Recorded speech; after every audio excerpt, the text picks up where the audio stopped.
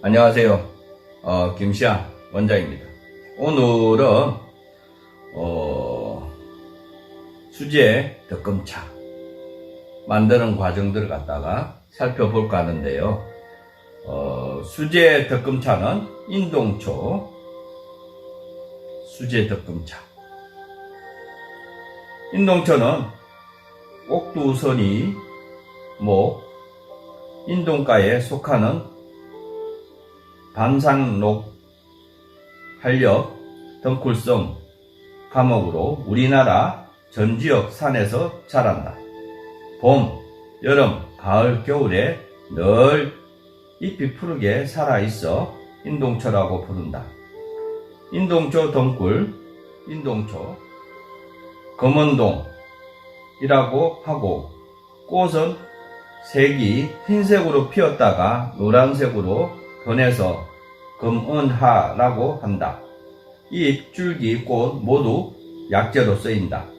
옛날부터 잎을 차로 재료로 사용해 왔는데 유자 열매 속에 인동초 잎을 넣은 뒤 발효시켜 떡차를 만들어 먹기도 했다.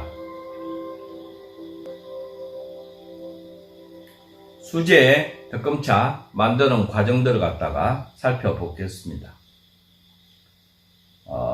인동초 잎을 깨끗이 손질을 한다. 두 번째, 썰어 놓은 재료를 팬에 덮는다. 세 번째, 덮은 재료를 비벼준다. 요게 이제 유념이라고 합니다. 녹차를 만드는 방법과 또 동일하다고 보면 될 것 같은데요. 잎을 채취를 해서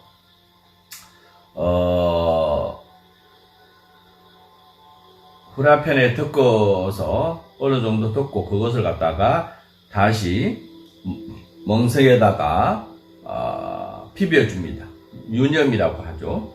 비벼면서 인동초 잎에 포피를 갖다 상처를 내서 추출이 잘 될 수 있게끔 만들어주는 역할을 하고요. 또한 잎을 돌돌 말려서 오랫동안 추출할 수 있게끔 행위를 하는 겁니다.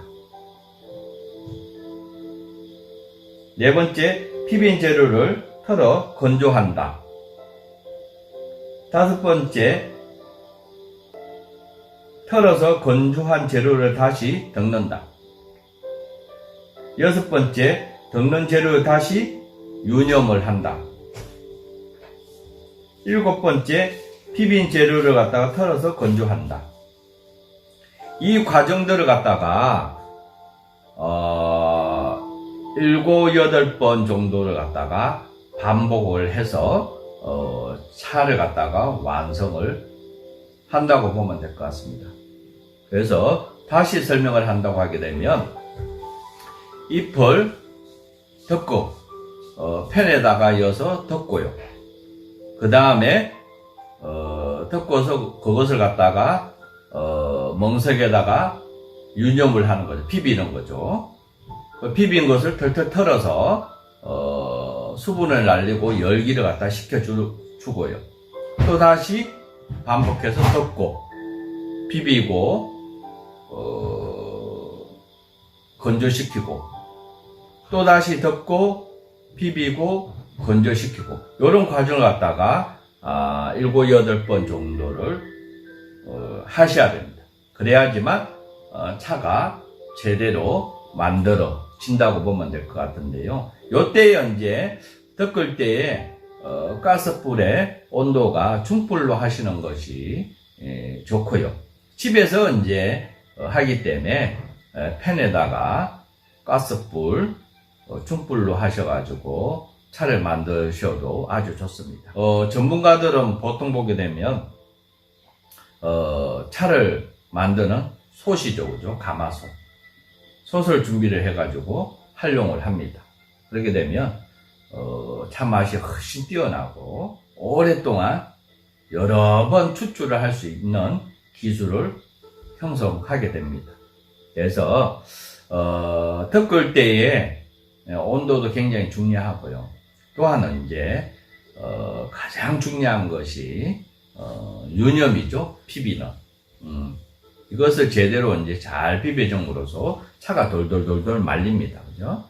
돌돌돌돌 말아져서 찬물을 부어서 우려낼 때 서서히 풀어지는 거죠. 요것을 제대로 못하게 확 풀어지죠. 그죠? 그렇게 되면 여러 번 우려낼 수가 없습니다. 그래서 보통 집에서 기술이 없는 분들이 차를 만들게 되면 한 2번 정도 우리면 다 차 맛이 안 나게 되는데, 녹차처럼 잘 유념을 하게 되면 6번, 대여섯 번을 갖다가 우려낼 수가 있습니다. 여기 이제 기술이라고 보면 될 것 같고요. 이렇게 해서 이제 거의 차가 완성이 되었습니다. 그러면 이것을 갖다가 나머지 차의 맛을 완성하기 위해서 아주 낮은 온도에서 오랫동안 맛을 내는 과정들을 갖다가 해야 됩니다. 요걸 갖다가 열처리라고 합니다. 만대기라고 하기도 하고요. 요때에 이제 차가 향이 이제 제대로 갖춰지게 되고 맛이 제대로 갖춰지면서, 또한 수분이 조금 남아 있을 수도 있는 것을 갖다가 완전히 제거를 합니다. 이렇게 해서 이제 차가 완성됩니다. 9번째, 완성된 인동초 차를 포장하여 마무리를 한다. 밀폐 용기나 밀폐할 수 있는 유리 용기에 차를 담으셔가지고 차를 이제 마실 때에 보통은 이제 1인분에 한 2g에서 3g 정도 다관에다 엮어서 녹차처럼 우려 마시면 됩니다. 녹색으로 이제 색깔이, 탕 색깔이 나오면서 인동초가 가지고 있는 맛들이 탕에 나와서 맛이 아주 좋습니다. 요거에 이제 인동초 꽃이 이제 말려서 준비가 되어 있다고 하게 되면 꽃 하나 내지 2개를 갖다가 같이 이어서 우려서 내게 되면 인동초 꽃의 향기가 같이 함유가 돼서 굉장히 좋은 차맛을 형성할 수가 있습니다. 그래서 이렇게 해서 차를 만들어서 마시면 아주 좋다고 볼 수가 있습니다. 오늘 인동초 잎차죠, 그죠? 인동초 잎차를 갖다가 녹차처럼 덮어서 만들어서 만드는 과정들을 갖다가 살펴볼 수 있는 시간을 가졌습니다. 다음 시간에도 기대해 주시고 살펴봐 주시면 감사하겠습니다. 오늘 김시안 원장이었습니다. 감사합니다. 안녕하세요. 오늘도 약용되는 식물을 소개하도록 하겠습니다. 오독을 풀어주는 최고의 향신료 초피나무에 대해서 소개하도록 하겠습니다. 중국 최초 황제였던 진시 황제는 영원히 늙지 않고 오래 살고자 전 세계에서 구해온 희한하고 진귀한 약재를 즐겨 먹었는데, 초피나무는 열매도 그중 한 가지입니다. 중국은 오래전부터 초피나무 열매를 각종 요리에 넣는 향신료에 활용해왔고, 왕비의 거실을 다산의 의미로 초방이라고 했는데, 이것을 초피나무 가지에 수십 개의 열매가 달려있기 때문입니다. 초피나무는 가시가 많아 울타리로 심으면 악기가 침범하지 않고 노인들이 초피나무로 지팡이를 만들어 짚고 다니면 병마가 들어오지 않는다고 했다고 합니다.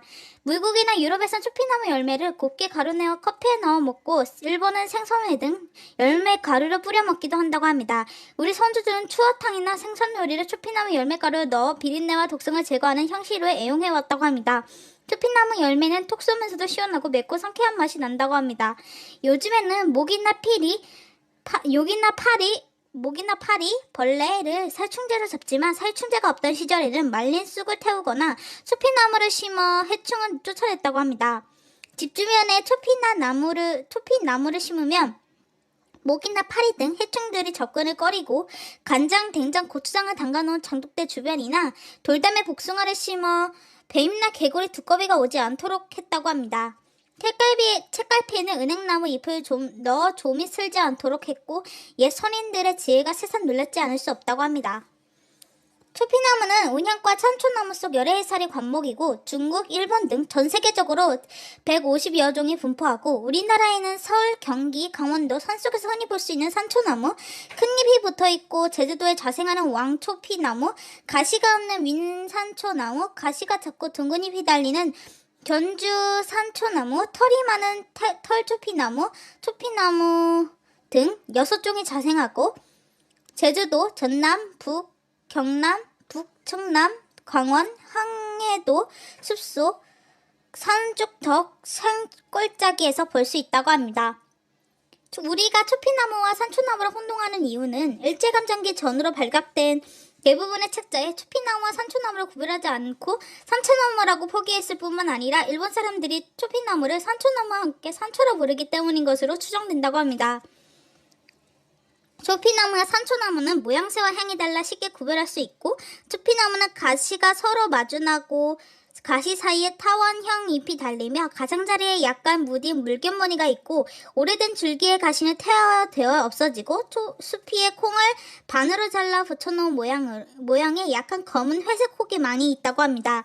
잎과 줄기 열매를 씹으면 톡 쏘면서도 강한 향기가 나고 혀끝이 얼얼해지면서 마비 증상이 있다고 합니다. 산초나무는 가시가 서로 어긋나고 가시 옆에 잎이 달리고 오래된 가시는 초피나무처럼 태화되어 없어지지만 밝은 회갈색입니다. 잎과 줄기 열매를 씹으면 톡 쏘거나 맵지 않고 마비 증상도 없다고 합니다. 초피나무는 2에서 3m 정도 자라고 해발 30에서 1030m 지역에 큰 나무나 아래나 장목림 숲이 우거지고 배수가 잘 되면서 반그늘진 곳에서 볼 수 있다고 합니다. 초피나무는 중국 산시성 동북지역인 촉과 파에서 생산된 것을 상품으로 취급하여 진초, 천초, 촉초, 화초, 산초라고 하고 열매 껍질을 약재로 쓰다 보니 진피, 제피, 젠피, 잼피, 전피, 제피, 제피낭, 조피낭, 좀피, 개피, 조피, 지피, 젠초, 남초, 화초 등 다양한 이름으로 불리웁니다. 뿌리는 화초근, 잎은 화초엽, 씨앗은 초목이라고 한다고 합니다. 초피나무는 암세포주의 다양한 항암, 항암증 및 신체 국소 부위에 대한 마비작용을 하고 위장의 간장을 완화하고 소화가 잘 되게 한다고 합니다. 살충, 사이균 및 어독에 대한 해독작용을 하고 몸을 따뜻하게 하고 치솟는 기를 내리며 양기를 돕는다고 합니다. 맛은 맵고 성질은 따뜻하고 우리 몸의 비장과 신장, 폐를 이롭게 하는 약재입니다. 초피나무는 열매 외 잎, 줄기, 씨앗, 뿌리, 기름, 수액도 약재로 쓸 수 있고 잎은 봄부터 가을까지 채취하여 말려 가루를 만들어 국이나 생선조림에 넣어 먹고 입맛이 없을 때 생잎과 된장으로 부치면서 먹으면 향긋한 향기와 함께 식욕이 되살아난다고 합니다.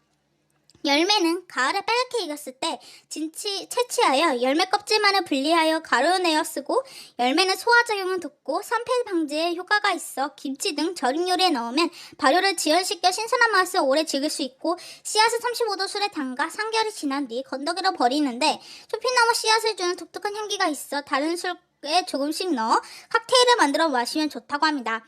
줄기와 뿌리는 가을부터 이듬해 봄까지 채취하여 잘게 썰어 말려 달여 마시고 추피나무는 잠복하면 눈이 밝아지고 안색이 좋아지며 머리털이 검어지고 그까지 질병이 예방된다고 합니다. 생선독에 중독되었을 때 해독제로 옷이 올라왔을 때는 잎을 물에 달여 환부에 씻거나 껍질 삶은 물로 목욕하면 된다고 합니다. 벌에 쏘이거나 뱀에 물리면 잎과 열매를 비벼 붙이고 종기에는 잎으로 즙을 내어 바른다고 합니다.